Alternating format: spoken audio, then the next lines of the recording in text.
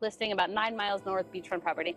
And I'm Beachfront for 79? Yeah, for beachfront. Turn that camera off. So he hands the phone to me, and it's the guy, and I said, hey, I thought we had an appointment. And he said, oh, yeah, I don't really show those lots in Secret Beach. And now look at you, you own half of Secret Beach, Peter. I don't know about that. But I remember when I first left the development company, I was like, maybe I should work with a real estate company here, a brokerage, to get that experience. But then at that point, I was like, I don't want to work for anyone else. I've done it before for 10 years. Like, I know what I gotta do.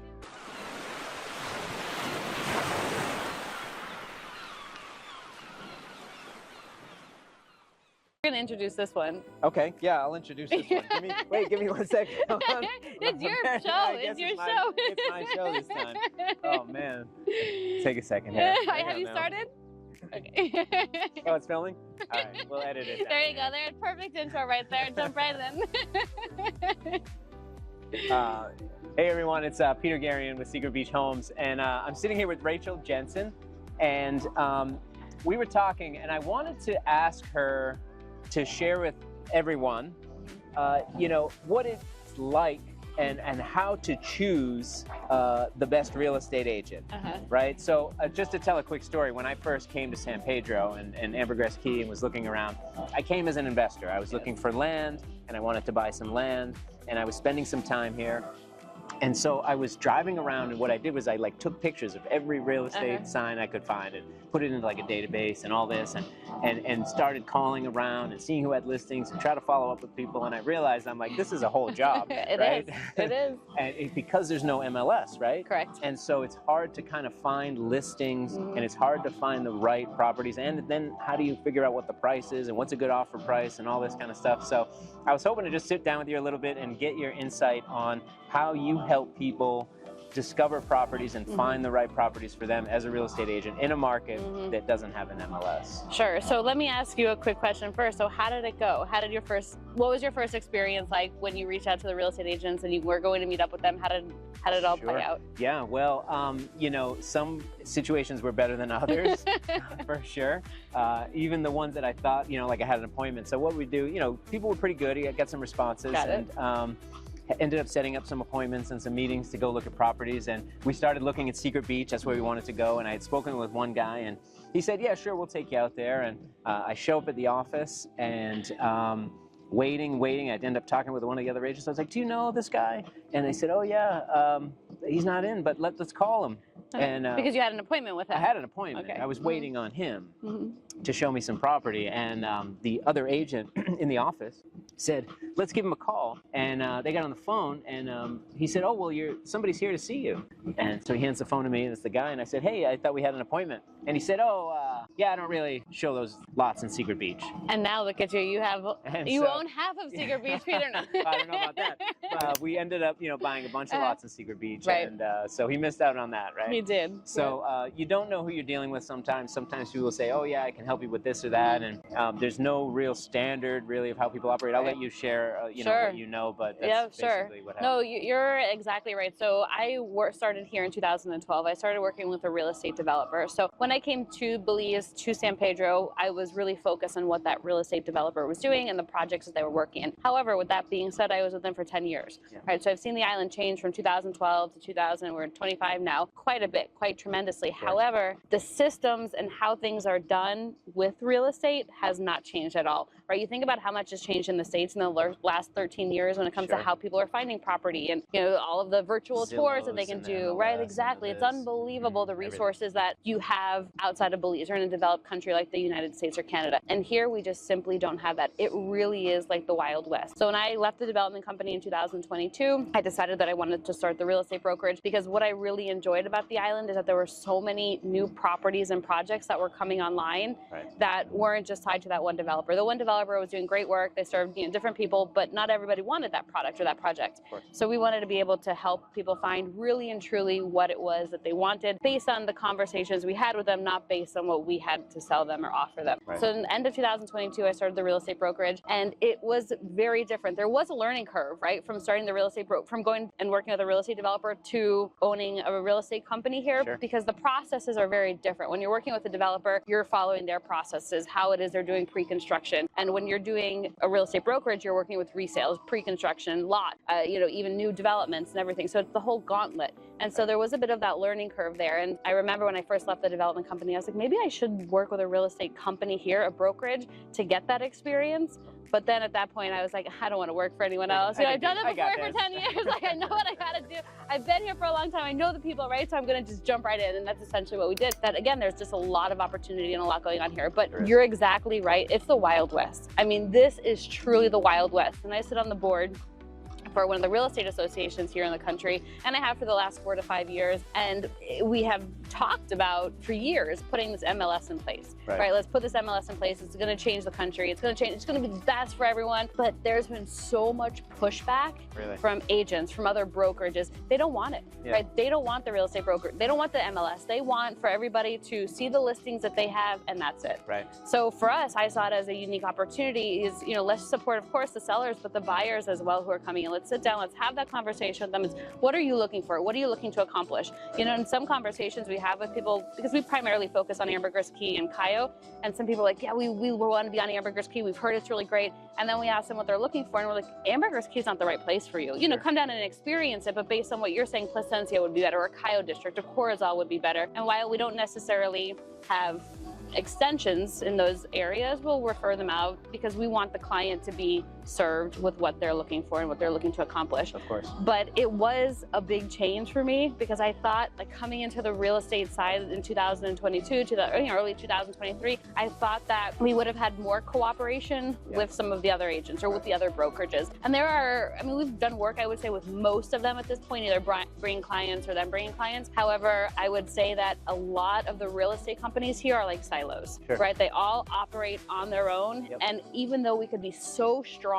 together as one grouping, we've started to see that more over the last year, I would say. A stronger grouping of realtors and the real estate agents, because not everyone here is a realtor, right? But a lot of real estate agents, it's been better. But I was just surprised about how independently they worked, right? Because when it comes to real estate, it's really up to the buyer or the seller to decide which agent they want to work with. Of course. And it's a personal thing, right? When you choose your real estate agent, and you need to have that connection there. And so it's not, I'm not taking your client and you're not taking my client. Our clients are working with us respectively because they, we jive, we get along well together. So I was really surprised about that. But I do think it is getting better. Now we have a comprehensive, Facebook group with all of our real estate agents here on the island. We have a comprehensive WhatsApp group with all the real estate agents here on the island. People are self-organizing a little bit. We are, absolutely. Because we don't really have one association here in the country. We have a couple different associations. We're working on the merger. I'm on that steering committee to get the merger done. However, it is taking a lot longer than I ever would have anticipated, right? There's pushback. People don't necessarily want it. They don't have the time for it, whatever the reason may be. Sometimes people just don't want to make changes.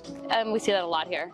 We do see that a lot. Things are working for them. Even people not wanting the MLS. We thought that would have been great. What you're saying is that a lot of these offices, they have a few set of listings that they're handling, and then that's all they want to try to sell you. If somebody calls them, that's all they've got. They can show you a few things. That's it. You can try to move on, or you can kind of go with that or whatever, right? Yeah. They don't seem to understand that a rising tide might rise all boats, right?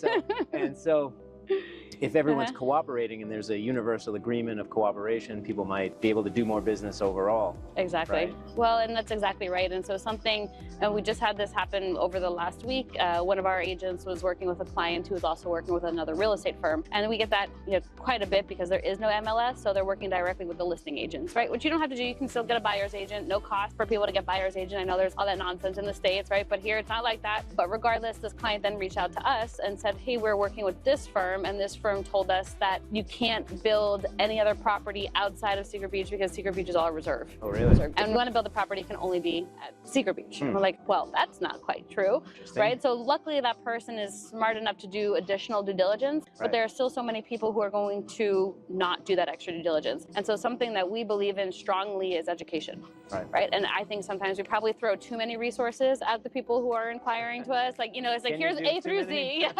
Here's your reading, your homework. Yeah, that's what I call it. Your homework. Like, please review this, because at the end of the day, your real estate agent is only responsible for so much, and then you, as the buyer or the seller, are responsible for the rest and doing that due diligence and doing that homework. So we like educated buyers, educated sellers. That makes the whole process so much smoother. And so in order to get somebody educated, we provide those resources to them. You know, the buyer's guide, the lifestyle guide. It's the real estate market here, I found, is like stepping back in time quite a bit, right? So in the a long time ago in the U.S., you would have the saying was caveat emptor, which means buyer beware. Yep. Right, and that's not to scare people, but what it means is that you're responsible for your own due diligence. And over time in the U.S., there's a lot more protection for buyers and disclosures and all kinds of things like this that they have protection with. Here, you don't necessarily have that, so you have to know that you're going with someone who's ethical, going with a good operator who's going to, you know, have your interests in mind. Yep. And sometimes that's, you know, difficult to find, but you seem to. Well, thank you. Yeah, thank you. And you started to ask this question: is, how do you find that right person? Right, and I think there are some questions that you can ask. You know, interview, right? Interview different agents. Google them. I think Google is an incredible tool, right? Google that person's name and the country into Google, and you'll see quite a bit pop up. But, you know, ask some questions like, how long have you been in Belize, right? If it's an expat or a foreigner. If it's a local, even better, right? Because then they've seen the country grow, they've seen the island grow over all the time, so they're able to talk to you a little bit more about that. But, you know, all the time. I mean, this happens to me maybe at least once or twice a week. I get somebody reaching out and they say, I'm a real estate agent in the States, I'm moving down to Belize, what do I have to do to be a real estate agent here? I'm like, just move and experience the island for a year, and then let's talk, right? Because in order to sell somebody Belize, you need to understand and be able to explain the lifestyle. You need to be able to talk about what prices were, right? Because we don't have Zillow, we don't have all of those other resources. We don't know what things sell for. You have to actually do actual research where you call around and talk to the agents. Hey, I saw that you just sold this home. What did it sell for? This was a listing price, but what did it actually sell for? And that's where the networking and the connections and the relationships are so important, because if you're a newbie, right, and people don't know who you are, they're not going to tell you that information. There's no legal obligation for them to tell you that information. But if they've been here, right, they're building their relationships, they know the different people, there's respect amongst the different groups, then they're more inclined to share that with you. And when it comes to finding listings, like going back to like what I said in the beginning, when I was just trying to find things and writing down numbers and parcel numbers, I didn't actually necessarily know what I was looking at the time, right? Did it have road access? Where is it located? What kind of utilities are there, if any, et cetera, et cetera? You know, what kind of title is it held in? And so I didn't have a guide. So while, yes, I was able to kind of call around and do a bunch of work and get some listings, I really didn't have a guide to tell me, like, you know, what was what. And so I imagine that's something you do, where you guys are out there, you're constantly getting all those listings, you're getting what's, you know what's for sale, you have all the developments that you work with, and you have your inventory, but you also know what's out there for cooperation and things that you can, right? Oh, yeah. So it's a lot of time spent going to the different brokers' websites, of course, putting our lists together, you know, monitoring it on a regular basis to see what sells. And there are a lot of listings that actually don't even make websites, right? Because they're happening, the deals are happening behind the scenes. There's one that we're closing in a couple of weeks where it never even made the website, because we knew somebody who would be interested in that parcel, right? And they purchased it, right? So as long as you as the consumer have that honest conversation with your agent about what it is you're looking to accomplish, you know, what your financials look like. I know that a lot of people like to keep that information close to their chest, but because we don't have financing here, either seller financing, share your budget, be honest about it, because it does matter. Otherwise, we're going to spend all of our time looking at properties that don't fit what you can afford. Right? So it's a taboo question, taboo conversation, but it's absolutely needed. And your relationship with your realtor should be honest and transparent on both ends, right? On both ends. Let you do that work for people. Right. Well, and we were talking about this a little bit before we started recording here, was the concept of an MLS, right? So we do not have, hear me when I say this, folks, we do not have an approved country MLS. No. Any MLS that you find is somebody getting creative and deciding to pull all of the listings. Making a website. Yeah, making a website, right? They're literally copying and pasting verbatim the text that was on the original listing page, pulling the pictures, uploading them. Which in the States, by the way, is you can't do that. It's illegal, basically. Right. You can't do that. Here, they don't have those laws. No, of course not. We don't have those laws, right? So what happens, and this just happened with Cynthia this morning, she's like, hey, are you familiar with this listing? It was a $79,000 listing about 9 miles north beachfront property. Beachfront for $79,000? Yeah, for beachfront. Yeah, right. Well, let me tell you, Peter, it sold 3 years ago. Oh, of course. It sold 3 years ago, and because the text is verbatim, right? So you just copy and paste that into Google, and then old listings will pop up, or old social media posts, or however it is they were promoting it. Right. And so we can see it sold 3 years ago. Gotcha. So what's also happening is people are coming in with these unrealistic expectations of what costs are, right? That beachfront parcel right now is going for about $200,000 if it was for sale. So it's just up to the seller, though, or the buyer to be asking the questions, and then also keep an open mind, because just because you see it on the internet doesn't mean it's true. That's true. Right? Well, it's not. Wait a minute. This conversation is very true, but you know, old listings are not.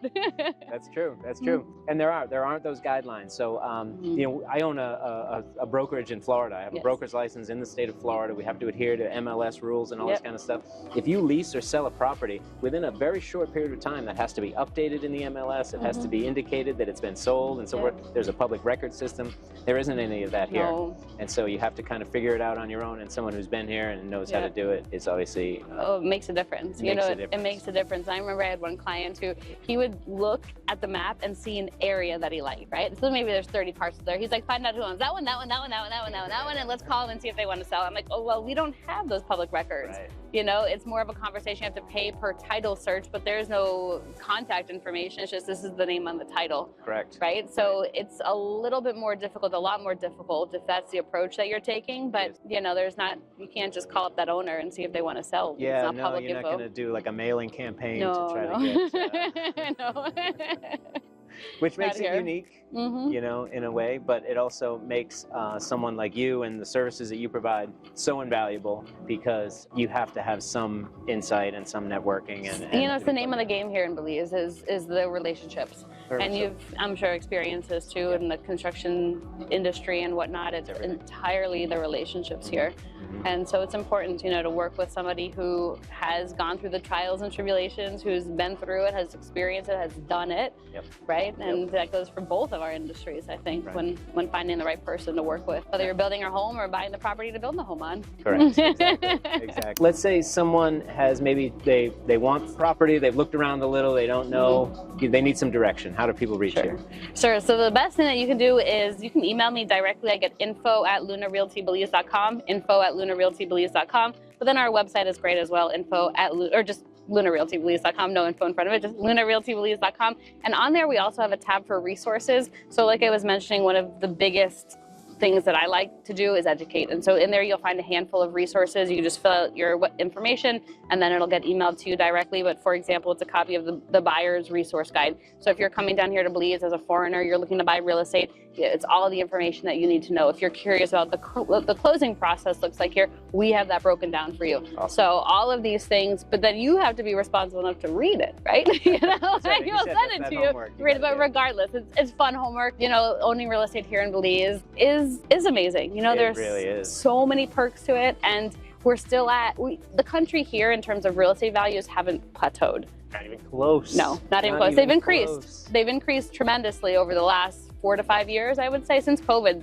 They sure have. Prices have appreciated. More direct flights come in, more people come in, but we have absolutely not plateaued yet, like places like Costa Rica or Panama. So it's still a good time for people. And we're seeing more and more developments start to pop up, right? Like, so you're involved with a lot of developers. Yes. And you know that until you get the approvals and that it's ready to go, you can't do all that marketing. So it's there, it's sitting there, it's just below the surface. Oh, yes. And as soon as it's ready, then, you know, you can do the advertising and start to get ready for everything. Yeah, it's an incredible real estate market is the point. And I've been super excited to be involved down here. You know, we ended up buying some land, like I said, and started off as investors, but it can be difficult to know exactly where things are and understand what you're getting into unless you have someone who you can really trust. And you've shown yourself to be one of these people. So thank you, call Peter. Rachel, people. Thank you. Well, I do hope you reach out. We look forward to hearing from you. And then when you're ready to build, Secret Beach Homes. That's right. Thank you, everyone. Bye.